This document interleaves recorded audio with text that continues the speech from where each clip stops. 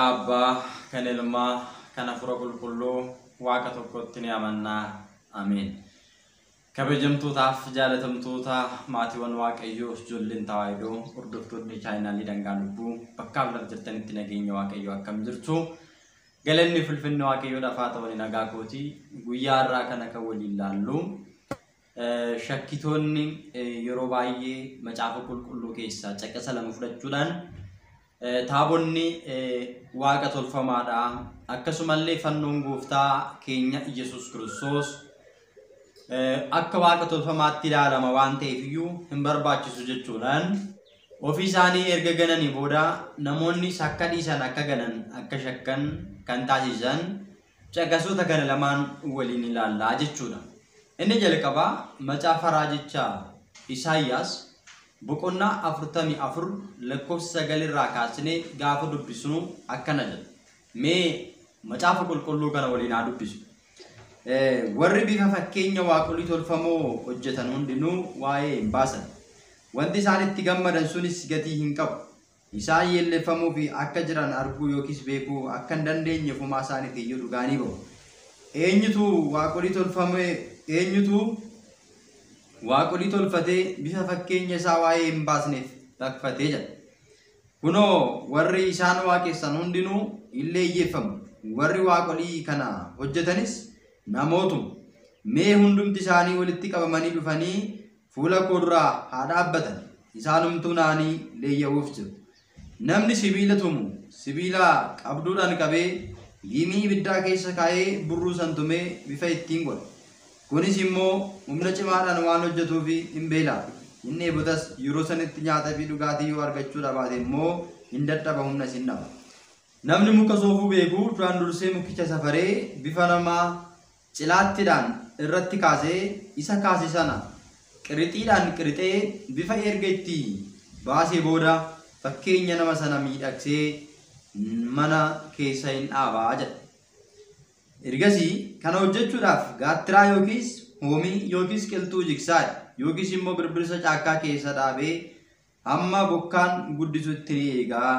Mukeettiin kun qoraaniifis ni ta'u, gartokkeen boba'anis ni qaqqaammatu, gara kaanii immoo waaqolii tolfatanii itti sagadu jedha. Mee dabalatas immoo macaafa raajicha Ermiyaas boqonnaa 10 lakkoofsa 1 irraa kaastanii yoo dubbistan akkana jedha. Isin yaa Israa'eloota wanta Waaqayyo isinitti dubbatu dhagahaa. Waaqayyo isin amala saba warra kaanii hin fudhatinaa. Isaan duukaa buutanii si milikkita garaa garaa waaqa keessatti yommuu argatan hin nayinaa. Seerranni waaqessuu saba kanaa wanta waa'ee hin baafnedha.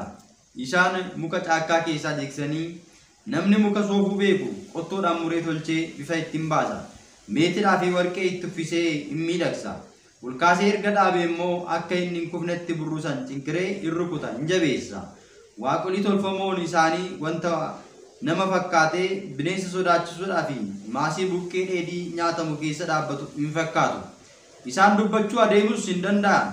Namni isaan baatee in adeema. Isaan nama miidhuu yookiis nama gargaaruus hin danda'anii jedha. Kanaafuu isaan hin sodaatinaa jedha. Egaa ajajni kun kan darbee fi warra Israa'elootaaf warri waa'ee hin baafne waan waa'ee hin baafne duukaa warri bu'an warri waaqolii tolfamoo waaqessan ni jiru waan ta'e isin immoo yommuu isa argitan hin nayinaa jechuudhaan macaafa kanarratti akkuma argitan irra deebistanis yoo dubbistan akkuma argattan dhugaa jiru lafa kaayetu jira jechuudha. Egaati shakkitoonni macaafa kana lamaan kutaa kitaaba qulqulluu keessaa fudhachuudhaan taabonni waaqa tolfamaadha baattamee deema faayidaa hin qabu. Akkasuma fannoonis akka waaqa tolfamaatti ilaalama. Isin immoo ijoolleen ortodoksii yeroo hunda yoo isinitti dubbatame macaafa qulqulluudhaan yoo isinitti himame seera macaafa qulqulluu keessaa baataniitu jedhanii namoota haaraa gara amantaatti dhufanii fi waa'ee macaafa qulqulluu hin beekne dogoggorsiisuudhaaf kan yaadan ni jiru. Macaafa qulqulluu irratti akkas jedhamee barreeffame.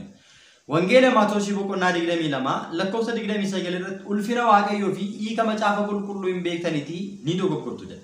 Namoonni baay'een isaanii macaafa kana akkaataa ilaalcha mataa isaaniitiin yookiin immoo ilaalcha foonummaatiin hiikkatanii ofii isaanis dogoggoranii namoota baay'ee dogoggorsiisanii. Mee hanga dhumaatti hordofaa. Mee kan gargar baasnee ilaaluun barbaachisa. Afuurota hundumaa hin amanina qoraatii ilaalaa gargar baasaa akkuma jedhu gargar baasnee ilaaluun barbaachisaadha jechuudha. Waa'ee taabotaatti osoo hin dhufin dursaa warreen waaqa tolfamaa kana tolfatanii waaqeffachaa turan eenyu faadha jennee ilaallame.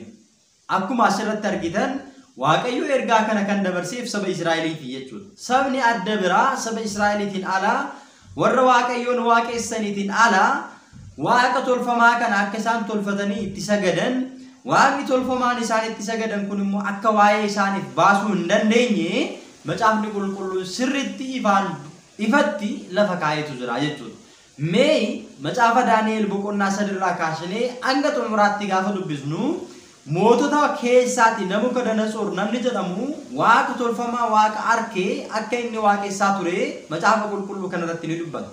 Israa'eloota keessaatti booji'amanii gara sana kan dhaqan ijoollee sadan Anaaniyaa, Azaariyaa, Misaa'el waaqa tolfamaa mootichi kun tolchee sagadaa tureef akka sagaduu hin dandeenye akka sagaduu hin barbaanne sagaduus akka hin qabne erga ibsanii itti manii booda mootichi kun akka isaan ibiddatti darbatee lafa kaa'ee jira.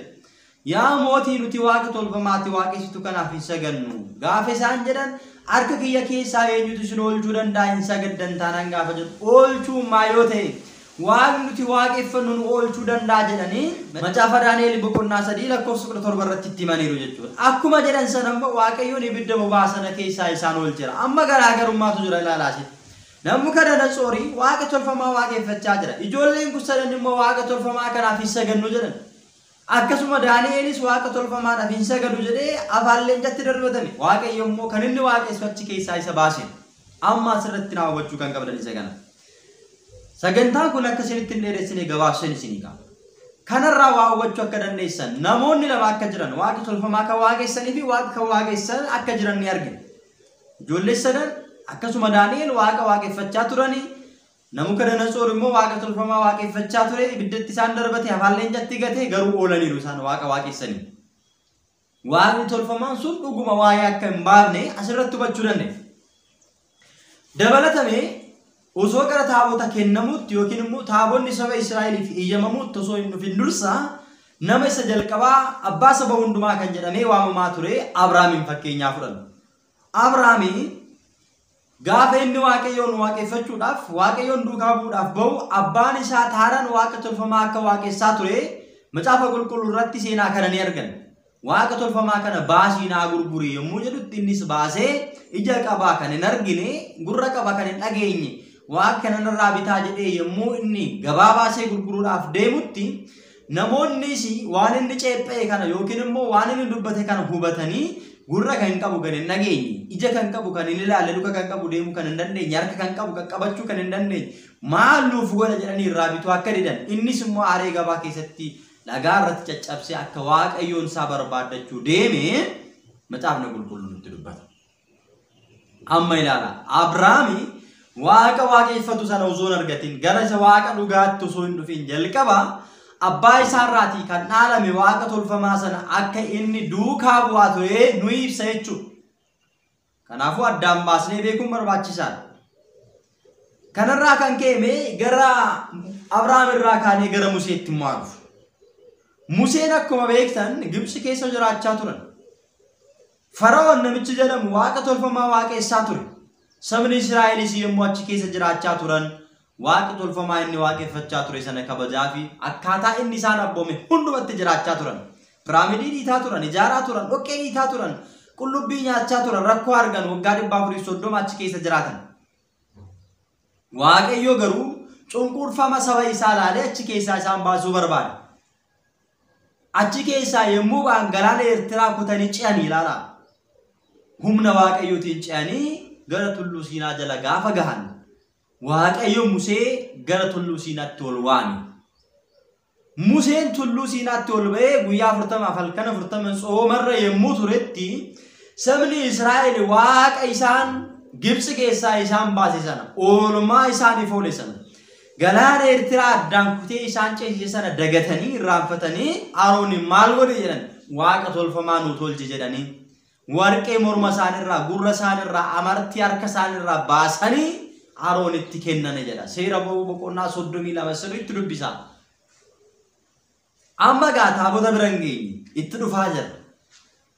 garaagarummaa taabotaa fi xaa'otii addaan baasuudhaaf namoonni baay'een xaa'otii fi taabota addaan baasuu dadhabanii kan burjaajjaanii nama burjaajjessan waan jiraniif isheen kun akka isinii taatuuf gaafa kana egaa Aroon waaqa tolfamaa jabbii isaaniif tolchee isaaniif kenne jabbii kanaaf jilbeeffachaa turan waaqa tolfamaa kanaaf jilbeeffachaa sagadaa fi turan kan waa'ee isaaniif baasuu hin dandeenye kana jechuudha. Kanarraa kan ka'edha jechuudha. Museen tulluu Siinaarraa gargaartuu isaa Iyyaasuu wajjin taabota waaqayyoo fidee gaafa dhufu isaan waaqa tolfamaa kana waaqeffachaa turan.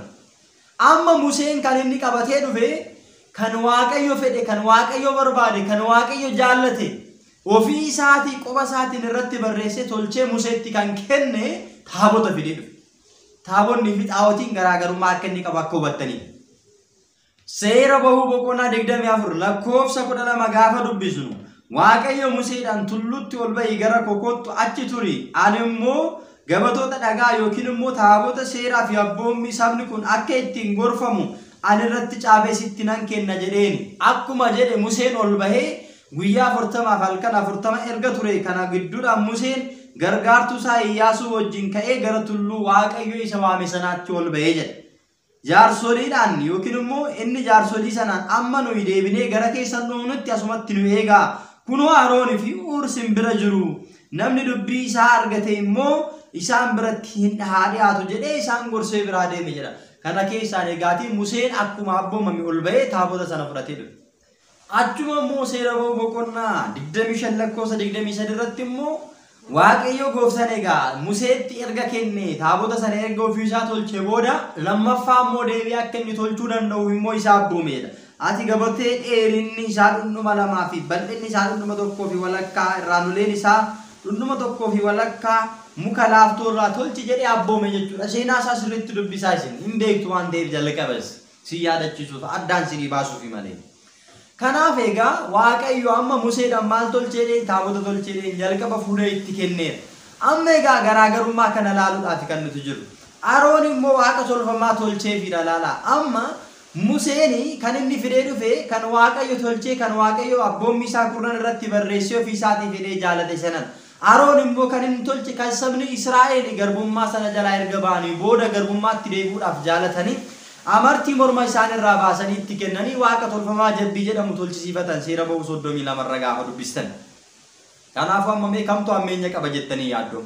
Kan Museen taabota waaqayyo irraa fidee dhufedha moo kan Aroon amartii namoota irraa funaanee waaqa tolfamaa jabbii tolchetu ammeenya qaba jettanii yaaddu. Ammeenya isaa kana addaan baasuudhaaf ragaa macaafa qulqulluu godhachuun dirqama. Seera bahuu boqonnaa 32:19 irratti Museen buufatechetti yommuu dhiyaate jibicha sana sirba sanas argi aaree boba'ee taabota fidee dhufe sana harka isaa keessaa darbatee tulluu Siinaa jalatti caccabseera. Inni aaree ilaala. Maaliif aare? Sabni Israa'el garbummaa waggaa 430 jalaa baan irraanfatanii deebi'anii garbummaatti deebi'uu isaanii waaqa tolfamaadhaaf waaqessuu isaanii seenaa kana sirriitti dubbisuu hin dandeessu jechuudha. Asirraa kaatanii seera bahuu kana jechuudha. Waaqayyo akkuma kana saba Israa'elitti ni aare ni boba'e jedha. Musee maal godhe? Jibicha sana ni caccabse jedha. Waaqa tolfamaa sana caccabsee bulleessee daakee bishaan itti firfirsee saba sana obaase. Gidda kanatti gad dhufee seera bahuu boqonnaa 32 lakkoofsa 30 irratti borumtii isaa Musee saba sanaan isin cubbuu guddaa hojjettaniittu. Kanaaf ani tulluu irratti gara waaqayyootti ol nan ba'a cubbuu keessanii fi ani immoo isinin araarsa jedheen ilaala. Maaliif cubbuu hojjetan maal waan raawwataniif waaqa tolfamaa waan waaqeffachaa turaniif. Amma Museenis eessatti dogoggora qabare taabonni taabotidha yoo jettan garaagarummaa isaasitti ilaaluun dirqama jechuudha. Ani isinin araarsaa jedheen tole jedhaniin Museen gara gooftichaatti deebi'ee amma sabni kun cubbuu guddaa hojjeteera warqee irraas waaqa tolfamaa godhateera. Ammas fedha kee yoo ta'e maaloo cubbuu isaanii dhiisiif yoo dhiisuufii dhabaatte immoo macaafa kee keessaa maqaa kiyya balleessi jennaan lakki ani maqaa kee hin balleessu jedheeni waaqayyo Museedhaaf jedhee saba sanaaf dhiise jedhee asirratti kaa'ee jira.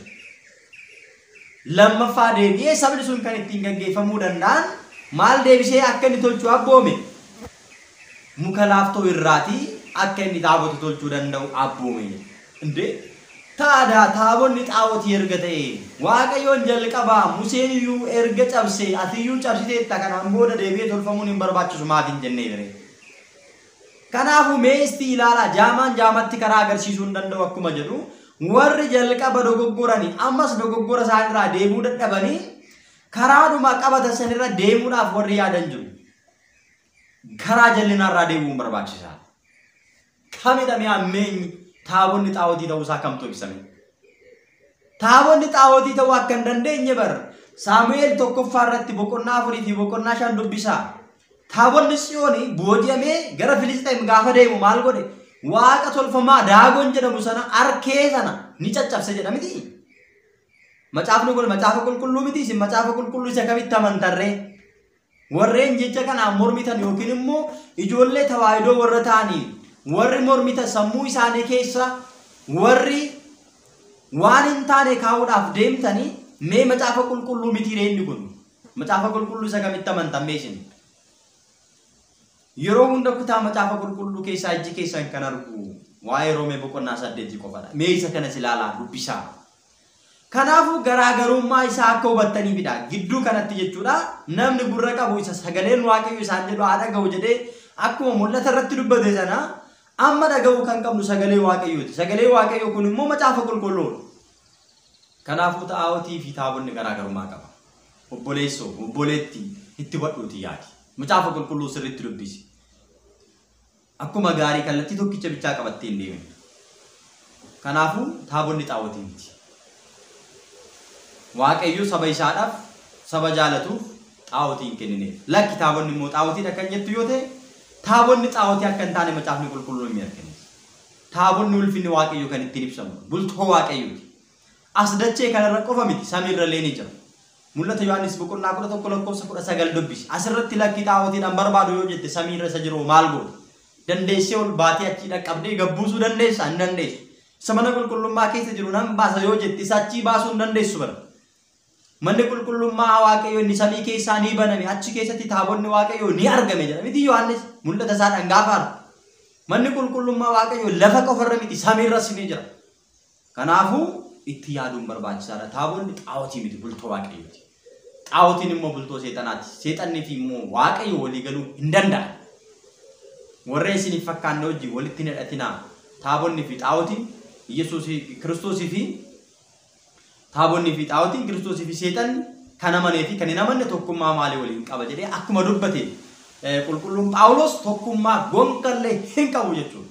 Kanaafuu dhibbaan dhibbatti haala kanaan addaan baastanii akka hubattan abdiin qaba. Waa'ee fannoo immoo yoo kaasne fannoon bara kakuu moofaa keessatti meeshaa adabbii namootaa ture. Seexanni nama cubbuu hojjete yakka hojjisiisee raawwachiisee sabra gidduutti baasisee irratti fannisee ni ajjeesa.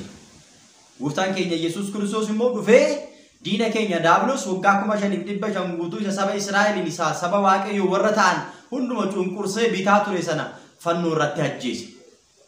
Lola fannoo isaatiin ajjeese jedhe miti dee. Qolaasiyaas boqonnaa 2:14 dubbisa. Waaqayyo isa nutti hin toleessan isa nurratti barreeffamee ture sana waan inni karaa seeraan nurraa barbaadu wajjin duguugee cinqirsee fannoo irratti nurraa balleessa jedhee bilisummaa nu kenne jedhee dubbateera. Fannoon mallattoo bilisummaa keenyaati. Fannoon mallattoo nageenyaati. Muka ta'uu isaa immoo eenyumti illee ni beeka. Nama miti seexan nuun beeka muka akka ta'e. Yesuus Kiristoos sababa qaba kan inni muka irratti fannifame. Muka miti hin jenne nuti. Waaqayyoon filateera. Waaqayyotu jaalatee isa irratti fannifame. Kaleessas diinni keenya Daabiloos mukuma sana irratti fannisaa ture. Har'a garuu isatu irratti du'e. Kaleessa namatu irratti du'aa ture. Diina keenyatu ittiin du'e ammoo. Mallattoo bilisummaa keenyaa nuuf ta'e Galaatiyaa boqonnaa 4:14 irratti ani garuu fannoo gooftaa koo Yesuus Kiristoos malee waan biraatiin of jajuun narraa fagaatu. Maaliif fannoon humna keenya waan ta'eef fannoon nageenya keenya waan ta'eef diinni keenya Daabiloos kan irratti du'e kan ittiin du'e nuti immoo kan ittiin bilisummaa arganne du'a jalaa kan ittiin baane waan ta'eef. Tokkoffaa Qorontos boqonnaa 1:18 irratti waa'ee fannoo gooftaa keenya Yesuus Kiristoos dubbachuun warra karaa badiinsa irra jiraniif gowwummaadha. Nuuf garuu fannoon humna keenyadha.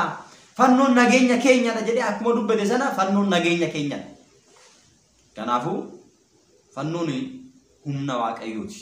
Bultoo waaqayyooti.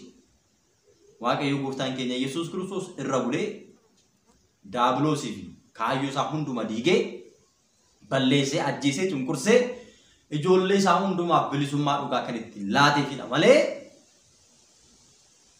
xaa'otii miti. Baatamee deemaa. Taabonni baatamee deemaa.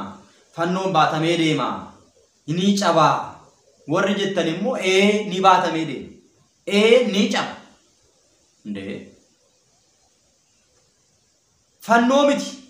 Taabota miti.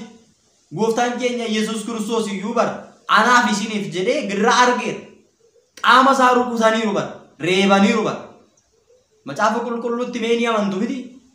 Warreen macaafa qulqulluutti ni amanna jettame macaafni qulqulluun osoo gubanii hin gubatu, osoo kutanii hin citu, kan irratti barreeffamee jiru jecha eenyuti? Jecha Waaqayyooti.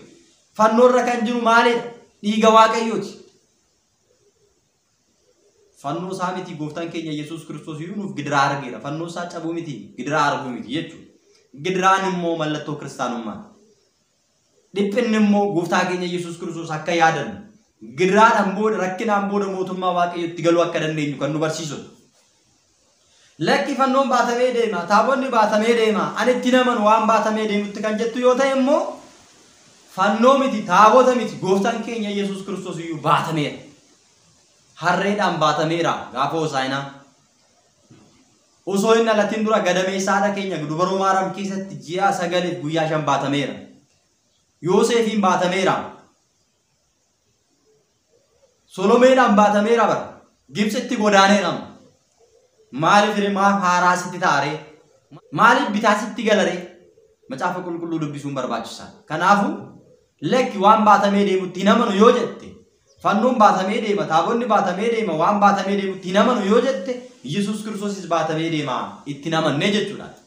Ati fannoo bichaa miti kan gante gaafas Waaqayyoos ganteetta. Namni Waaqa ganu immoo diiyaabiloos, seexana. Namni Waaqa ganu diiyaabiloos jalqabatti ganniisa kan fide kan gane diiyaabiloos waan ta'e.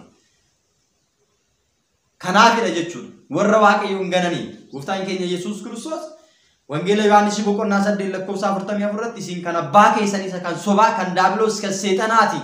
Inni jalqabarraa jalqabee ajjeesaa ture jedhee kan dubbateef kanaafidha. Kanaafuu egaa fannoon mallattoo bilisummaa keenyaati. Taabonni bultuu Waaqayyooti. Fannoon nageenya keenya.